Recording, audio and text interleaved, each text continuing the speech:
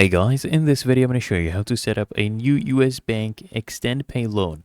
First thing I want you to do, once you're logged into your dashboard, scroll down and I want you to go ahead and select the credit card you want to go ahead and do this for.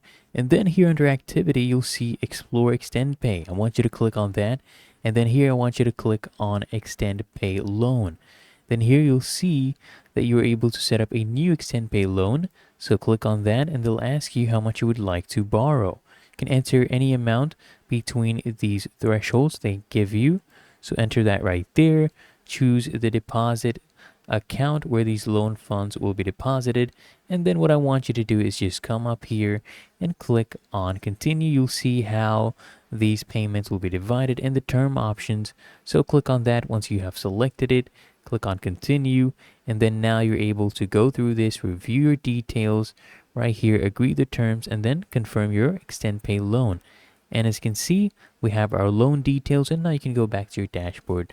But that is how to set up a new US Bank ExtendPay loan. If you found this helpful, make sure you smash the like button and subscribe to Answer Unlocked. I'll see you in the next one.